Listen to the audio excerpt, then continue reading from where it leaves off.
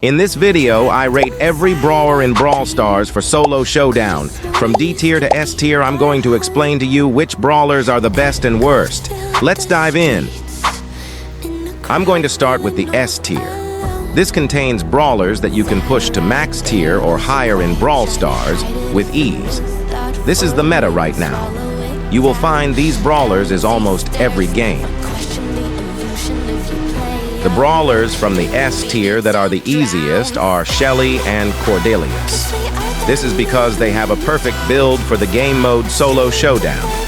Cordelius does a lot of damage and can attack or get away with his super easily.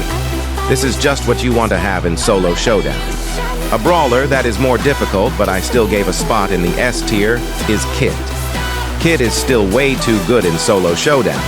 His star power is made for showdown, and his gadget is still too good to surprise and kill people in showdown.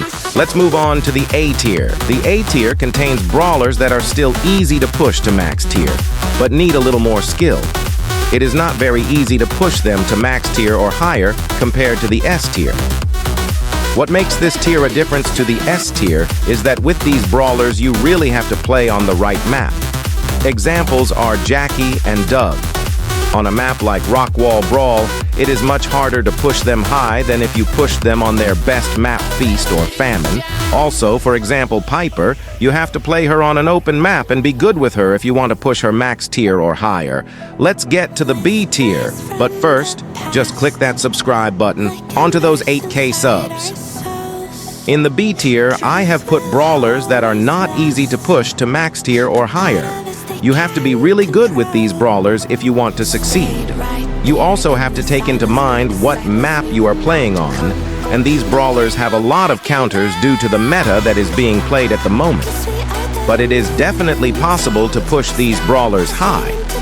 If you do this with teamin', it is much easier, but I am talking about without teamin' achieving this.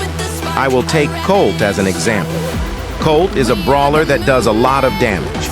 If you have good aim, you can kill people very easily. Only, not everyone has good aim with Colt. You have to have a lot of skill to be good with Colt and push it that high. Let's head to the C tier. Starting in the C tier come brawlers that are just very hard to push high in solo showdown. I'm not saying it's impossible, but someone doesn't just do it. If you team, there are brawlers among them that are which easy to push, but I'm assuming you don't team. I'll take Gray as an example. Gray is a very good brawler, but because of the meta, he is just very hard to push high. Brawlers like Kit or Surge are just too good in showdown. You can't beat this as Gray. We have reached the last tier, and that is the D tier. In this tier are brawlers that are almost impossible to push at max tier in solo without teaming. These are mainly throwers and brawlers that are just not good at the moment in the meta. I don't want to say that these brawlers are impossible to push, because there are enough people who have succeeded, but for these brawlers you really need to know a lot about the game.